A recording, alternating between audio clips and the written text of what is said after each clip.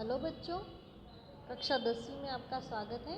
हम पहले देख चुके हैं राम लक्ष्मण परशुराम संवाद का तुलसीदास जी का जीवन परिचय और इनका पाठ का सारांश एक बार और देख लेते हैं। तुलसीदास जी का जन्म 1574 ईस्वी में हुआ, 1532 ईस्वी में हुआ था और 1623 ईस्वी में उनका देहावसान हुआ। 1574 में अयोध्या में उन्होंने रामचरितमानस की रचना प्रारंभ की थी। ठीक है, इनके प्रमुख ग्रंथों में विनय पत्रिका, गीतावली और कवितावली है। कृष्ण गीतावली, दोहावली, जानकी मंगल, पार्वती मंगल, रामलला नहछु, बरवे रामायण, वैराग्य, संदीपनी, रामाज्ञा, प्रश्न आदि इनकी काव्य की कृतियाँ रही हैं। ये तुलसीदास जी राम भक्ति शाखा के प्रतिनिधि कवि रहे हैं। इनका क्षेत्र अत्यंत व्यापक रहा भाव का, और इन्होंने भाव पक्ष अत्यंत प्रबल रहा। उन्होंने सगुण निर्गुण ज्ञान भक्ति शैव वैष्णव आदि के में समन्वय स्थापित करने का सराहनीय प्रयास भी किया। तुलसीदास जी ने अवधी और ब्रज दोनों ही भाषाओं में अपने काव्य की रचना की। उनके काव्य ग्रंथ प्रबंध एवं मुक्तक दोनों ही प्रकार के हैं। इनकी रस योजना में शांत, श्रृंगार, वीर, हास्य, करुण, रौद्र, वात्सल्य आदि रसों का सुंदर परिपाक दिखाई देता है। अलंकार में उन्होंने अनुप्रास, उपमा, रूपक, सांग रूपक, उत्प्रेक्षा, उल्लेख, रूप, कातिशयोक्ति, दृष्टांत, अन्वय, व्यतिरेक आदि अलंकारों का अपने काव्य में सहज रूप से प्रयोग किया है। मुहावरे और लोकोक्तियों का भी उन्होंने अपने काव्य में प्रयोग किया है। तुलसीदास जी मानव स्वभाव और जीवन जगत की गहरी अंतर्दृष्टि रखने वाले भक्त कवि हैं। आदर्श समाज सुधारक और दार्शनिक एवं युग परिवर्तक माने जाते हैं। इसके सारांश में हमने देखा था बच्चों, राम लक्ष्मण परशुराम संवाद का यह अंश रामचरितमानस के बालकांड से लिया गया है। सीता स्वयंवर में राम ने शिव के धनुष को जब भंग कर दिया था, तो मुनि परशुराम को जब यह समाचार मिला तो वो क्रोधित होकर वहाँ आते हैं और शिव धनुष को खंडित देखकर वे अत्यंत क्रोधित और ज़्यादा क्रोधित हो जाते हैं। राम के विनय करने और विश्वामित्र के समझाने पर तथा राम की शक्ति की परीक्षा लेकर अंततः उनका क्रोध शांत हो जाता है। इस बीच राम, लक्ष्मण और परशुराम के बीच जो संवाद हुआ उस प्रसंग को यहाँ प्रस्तुत किया गया है, जो हम लोग यहाँ काव्य में, कविता में देखेंगे। परशुराम के क्रोध भरे वाक्यों का उत्तर लक्ष्मण व्यंग वचनों से हंसते हुए देते हैं। लक्ष्मण की वीर रस से पगी युक्तियाँ और व्यंजना शैली की सरस अभिव्यक्ति इस प्रसंग का मुख्य विशेषता रही है। बच्चों, पहला वाला पद हम देखेंगे। नाथ शंभु धनु भंज निहारा, होहि केउ एक दास तुम्हारा। आयसु काह कहिन किन मोहि, सुनी रिसाई बोले मुनि कोहि। सेवकु सो जो करे सेवकाई, अरि करनी करिय लराई। सुनहु राम जहि शिव धनु तोरा, सहस बाहु सम सो रिपु मोरा। सो बिलगाऊ बिहाई समाजा, न त मारे जेहहि सब राजा। सुनी मुनि वचन लखन मुस्काने, बोले परसु धरहि अवमाने। बहु धनु ही तोरी लरकाई, कबहु न असी रिस किन्हि गोसाई। देहि धनु पर ममता केहि हेतु, सुनि रिसाई कह भृगु कुल केतु। रे नृपराज बाल बस बोलत तोहि न संभार, धनु ही सम त्रिपुरारि धनु, विदित सकल संसार। ये दोहा है बच्चों। पहले हम इसके शब्दार्थ देख लेंगे। शंभु मतलब शंभु, भव भंच निहारा मतलब भंग करने वाला, आयेसु मतलब आज्ञा देना, विहाई मतलब छोड़कर, छोड़ देना, नृप बालक मतलब राजा के बेटे या बेटा, विदित जानता, विदित का अर्थ होता है जानता है या जानना है, भृगुकुल केतु मतलब भृगुकुल के पताका, धनु मतलब धनुष, केयु मतलब कोई, सकल मतलब सारा, रिसाई मतलब क्रोध करना, लरिकाई मतलब बचपन और त्रिपुरारी मतलब शिवजी। फिर से एक बार देखेंगे। शंभु मतलब शंभु, भंच निहारा मतलब भंग करने वाला, आयेसु मतलब आज्ञा, विहाई मतलब छोड़कर, नृप बालक मतलब राजा का बेटा, विदित जानता है, भृगुकुल केतु मतलब भृगुकुल की पताका, धनु यानी धनुष, केयु मतलब कोई, सकल मतलब सारा, रिसाई मतलब क्रोध करना, क्रोधित होना, लड़काई मतलब बचपन, त्रिपुरारी मतलब शिवजी। ठीक है बच्चों, अब इसका अर्थ देखेंगे हम। सबसे पहले हम लिखेंगे संदर्भ। संदर्भ में इसका पाठ का नाम आ जाएगा, पाठ का नाम है राम लक्ष्मण परशुराम संवाद। कवि का नाम है तुलसीदास जी। प्रसंग में देखेंगे बच्चों, पद में परशुराम के क्रोध व धनुष भंग करने की घटना का वर्णन किया गया है। शिव का धनुष टूटने पर मुनि परशुराम अत्यंत क्रोधित हो जाते हैं। उसी का और उसके बाद श्री राम का विनम्रता पूर्वक उनसे आग्रह करना और लक्ष्मण जी का बोलना, ये सारी बातें इसमें बताई गई है। अर्थ देखेंगे बच्चों, नाथ शंभु धनु भंज निहारा, हे नाथ शिव जी के धनुष को तोड़ने वाला आपका कोई एक दास हो ही केवु एक दास तुम्हारा, आपका कोई एक दास ही होगा। आयेसु काह कहिन किन मोही, सुनी रिसाई बोले मुनि कोही। मुझसे कोई आयेसु काह कहिन किन मोही, मुझसे क्यों नहीं कहते, सुनी रिसाई बोले मुनि कोही। यह सुनकर क्रोधी मुनि क्रुद्ध होकर बोले और ज़्यादा क्रोधित होकर बोले, सेवकु सो जो करे सेवकाई, सेवक वह है जो सेवा का काम करे। अरि करनी करी करई न लड़ाई, यहाँ पर वो बोलते हैं कि शत्रु का काम करके तो लड़ाई ही करनी चाहिए। ठीक है। सुनहु राम जहि शिव धनु तोरा, सहस बाहु सम सो रिपु मोरा। हे राम सुनो, सुनहु राम, हे राम सुनो, जिसने शिव धनु तोड़ा, जे ही शिव धनु तोड़ा मतलब जिसने शिव जी का ये धनुष तोड़ा है। सहस बाहु सम सो रिपु मोरा, रिपु मतलब शत्रु। ठीक है, वह सहस्त्र बाहु के समान मेरा शत्रु है। सो बिलगाऊ बिहाई समाजा, वही समाज को छोड़कर अलग हो जाए। न त मारे जेहि सब राजा, नहीं तो सभी राजा मारे जाएंगे। सुनी मुनि वचन लखन मुस्काने, मुनि के वचन सुनकर लक्ष्मण जी मुस्कुराने लगे। बोले परशु धर ही अवमाने, बोले और परशुराम का अपमान करते हुए बोले, हे गोसाई बहु धनु ही तोरी लरिकाई, कबहु न असी रिस किन्ही गोसाई। बोले हे गोसाई, लड़कपन में हमने बहुत सी धनुहियाँ तोड़ डाली, किंतु आपने ऐसा क्रोध कभी नहीं किया।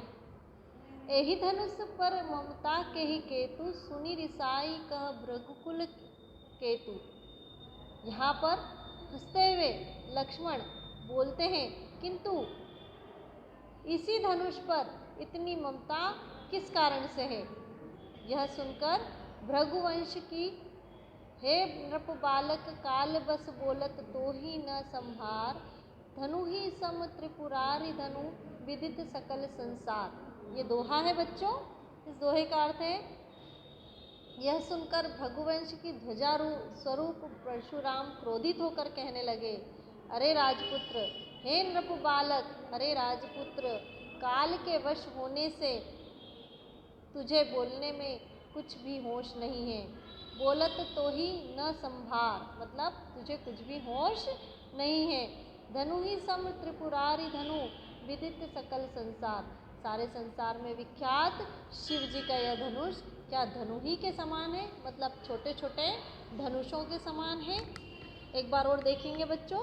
परशुराम के क्रोध को देखकर जब जनक के दरबार में सभी लोग भयभीत हो गए तो श्री राम ने आगे बढ़कर कहा, हे नाथ, भगवान शिव का धनुष तोड़ने वाला आपका कोई एक दास ही होगा।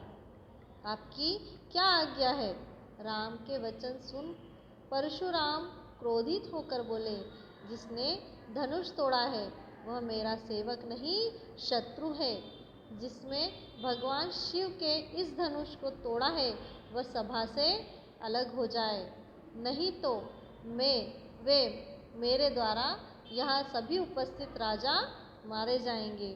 परशुराम के वचन सुनकर लक्ष्मण मुस्कुराए और बोले, हे गोसाई, बचपन में हमने ऐसे छोटे छोटे बहुत से धनुष तोड़ डाले, किंतु आपने ऐसा क्रोध कभी भी नहीं किया। लक्ष्मण की व्यंग भरी बातें सुनकर परशुराम क्रोधित स्वर में बोले, हे राजपुत्र, तू क्या बोल रहा है? क्या तुझे बचपन में तोड़े हुए धनुषों के समान ही ये धनुष भी दिखाई देता है? इसका काव्य सौंदर्य देखेंगे बच्चों।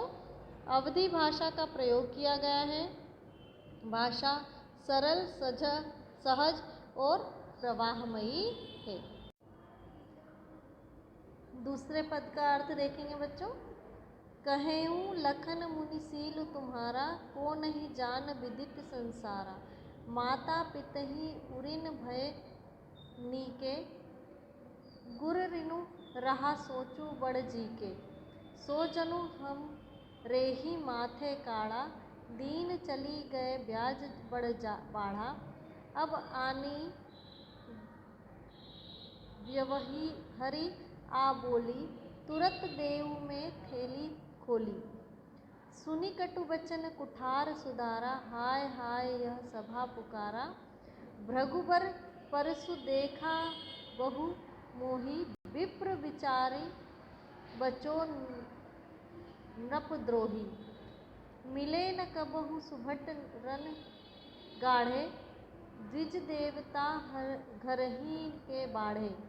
अनुचित कही सब लोग पुकारे, रघुपति सयनहि लखनु नेवारे। लखन उतर आहुति, अब ये दोहा है बच्चों। लखन उतर आहुति सरिस, भृगु बर कोपु कृसानु। बढ़त देखि जल सम वचन, बोले रघुकुल भानु। ठीक है बच्चों। अब इसके शब्दार्थ हम देख लेंगे। शीलुशील या स्वभाव, विदित मतलब पता होना, भय मतलब हो गए, नीके मतलब भली प्रकार से, हमरे ही मतलब मेरे ही, व्यवहारी आ यानी हिसाब लगाने वाले को, विप्र मतलब ब्राह्मण, सुभट मतलब बड़े योद्धा, और सपनही मतलब आँख के इशारे से, नेबारे मतलब मना किया, कृसानु मतलब अग्नि। ठीक है बच्चों। इसका संदर्भ वही आएगा। क्षितिज पुस्तक का नाम आ जाएगा क्षितिज भाग 2, पाठ का नाम आ जाएगा राम लक्ष्मण परशुराम संवाद, और कवि का नाम आ जाएगा तुलसीदास जी। प्रसंग में हम लिखेंगे, प्रस्तुत पद्य में धनुष भंग होने पर परशुराम के क्रोध व श्री राम के शील भाव का वर्णन इन पंक्तियों में किया गया है। भावार्थ देखेंगे बच्चों। लक्ष्मण ने परशुराम से कहा, ठीक है, देखिए बच्चों, ये 6 नंबर का पद है। हमने अभी पहले नंबर का पद देखा था, ये 6 नंबर का पद है। लक्ष्मण ने कहा, हे मुनि, आपके शील को कौन नहीं जानता, वह संसार भर में प्रसिद्ध है।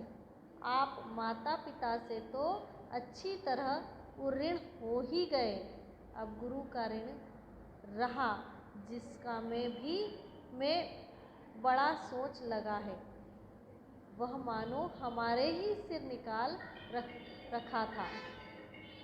बहुत दिन बीत गए, इसलिए ब्याज भी बहुत बढ़ गया होगा।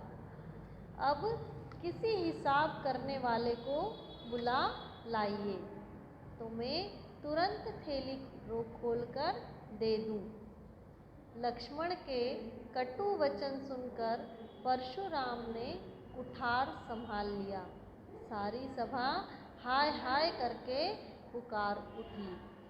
लक्ष्मण ने कहा, हे गुरुश्रेष्ठ, आप मुझे फरसा दिखा रहे हैं, परंतु हे राजाओं के शत्रु, मैं ब्राह्मण समझकर आपको बचा रहा हूँ।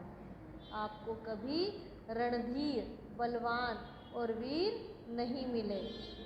हे ब्राह्मण देवता, आप घर ही में बड़े हैं। यह सुनकर सब लोग अनुचित है कहकर पुकार उठे। तब रघुनाथ मतलब श्री राम ने इशारे से लक्ष्मण को रोक दिया, मतलब आंखों से इशारा किया और लक्ष्मण को रोक दिया। लक्ष्मण ने के आहुति के समान उत्तर से परशुराम के क्रोध रूपी अग्नि को बढ़ते देखकर रघुकुल के सूर्य श्री राम जल के समान शांत करने वाले वचन बोले।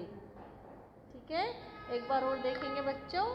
लक्ष्मण ने परशुराम से कहा, हे मुनि, आपके शील स्वभाव के बारे में कौन नहीं जानता, वह संपूर्ण संसार में प्रसिद्ध है। आप माता पिता के ऋण से मुक्त हो गए हैं।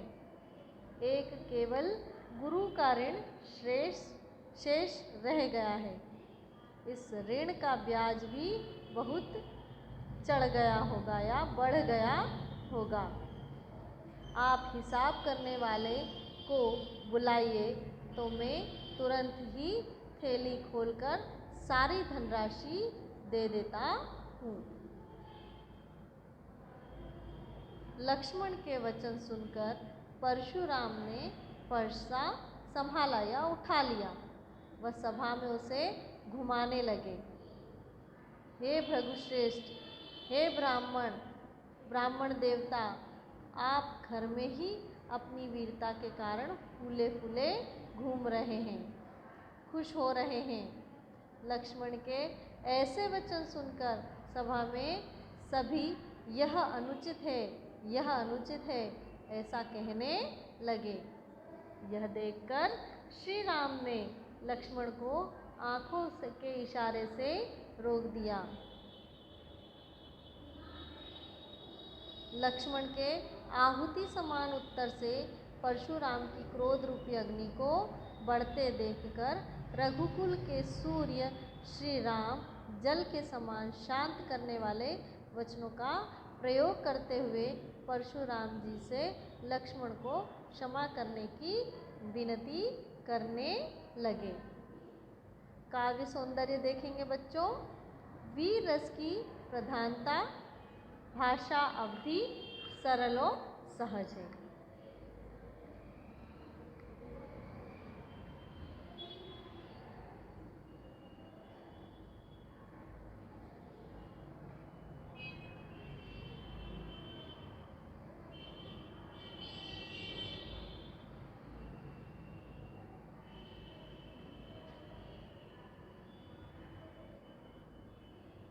यहाँ पर अब हम 5वें नंबर का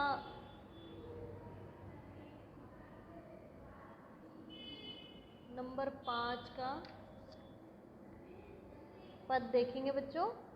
तुम तो कालू होक जनु लावा, बार बार मुहि लगी बुलावा, सुनत लखन के बचन कठोरा, परसु सुधारी धरेहु घर घोरा। अब जनि जे देई दोसु मोहि लोगु, कटु बाधी बालकु वध जोग। बाल बिलोकी बहुत में बाचा, अब येहू मर निहार भा साचा। कोशिक कहाँ क्षमिय अपराधु, बाल दोष गुण गनहि न साधु। खर कुठोर में अकरुण कोही, आगे अपराधी गुरु द्रोही। उत्तर देत छोड़ो बिनु मारे, केवल कोशिक सील तुम्हारे। न तयेति काटी कुठार कठोरे, गुरहि उरिन होते श्रम थोरे। गाधी सुनु कह हृदय हसी मुनि, हरि यरे सूझ अयगमय खांड न उखमय, अजहू न बूझ अबूझ। इसके शब्दार्थ हैं बच्चों, वध जोगु मतलब मारने योग्य, अकरुण मतलब जिसमें करुणा न हो, अकरुण मतलब जिसमें करुणा न हो। गाधी सून मतलब गाधी के पुत्र यानी विश्वामित्र। अयमय मतलब लोहे का बना हुआ, उखमय मतलब गन्ने का बना हुआ। ठीक है। प्रस्तुत पंक्तियों में लक्ष्मण कहते हैं कि आप तो मानो काल को हाँक लगाकर मतलब पुकार कर बार बार उसे मेरे लिए बुला रहे हैं। लक्ष्मण के कठोर वचन सुनते ही परशुराम ने अपने भयानक फरसे को सुधार कर हाथ में ले लिया। वे बोले, अब लोग मुझे दोष न दे, यह कड़वा बोलने वाला बालक मारे जाने के ही योग्य है। इसे बालक देखकर मैंने बहुत बचाया, पर अब यह सचमुच मरने को ही आ गया है। विश्वामित्र ने कहा, ऐसी परिस्थिति देखकर विश्वामित्र ने कहा, अपराध क्षमा कीजिए। साधु लोग बालकों के दोष व गुण को नहीं गिनते। परशुराम बोले, तीखी धार का कुठार लिए मैं दया रहित व क्रोधी और मेरे सामने यह गुरुद्रोही और अपराधी उत्तर दे रहा है।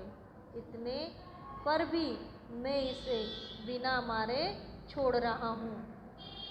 हे विश्वामित्र, केवल तुम्हारे शील के कारण ही, नहीं तो इसे इस कठोर कुठार से काटकर थोड़े ही परिश्रम से गुरु से उऋण हो जाता। विश्वामित्र मैं हृदय में मन ही मन हंसकर कहा, मुनि को हरा ही हरा सूझ रहा है, किंतु यह लोहमयी यानी फौलादी खांड है, गन्ने की खांड नहीं। मुनि अब भी बेसमझ बने हुए हैं, इनके प्रभाव को नहीं समझ रहे, असीम शक्ति व वीरता से अपरिचित हैं, इसी कारण उन्हें तुच्छ समझने की भूल कर रहे हैं। इसका एक बार फिर अर्थ देखेंगे बच्चों। प्रस्तुत पंक्तियों में लक्ष्मण जी परशुराम से कहते हैं कि हे मुनिवर, ऐसा लग रहा है कि आप मृत्यु को मेरे लिए हाँक मतलब आवाज़ लगा लगा कर बुला रहे हैं। लक्ष्मण के इस व्यंग को सुनकर परशुराम बहुत ही क्रोधित हो जाते हैं और अपने फरसे को हाथ में लेकर बोलते हैं कि इस बालक के वध के लिए संसार मुझे दोष न दे, क्योंकि इसने खुद अपने कटु वचनों के सहारे अपनी मौत को बुलाया है। मैंने इसे बालक समझकर कई बार क्षमा किया, परंतु अब यह सच में ही मरने वाला है। प्रस्तुत पंक्तियों में विश्वामित्र जी परशुराम से कहते हैं कि परशुराम जी, आप तो साधु हैं, साधु कभी बालकों के अपराध पर ज़्यादा ध्यान नहीं देते और उन्हें क्षमा कर देते हैं, इसलिए आप लक्ष्मण को भी क्षमा कर दें। यह सुनकर परशुराम जी विश्वामित्र से कहते हैं कि तुम जानते हो कि मैं कितना कठोर और निर्दयी हूँ।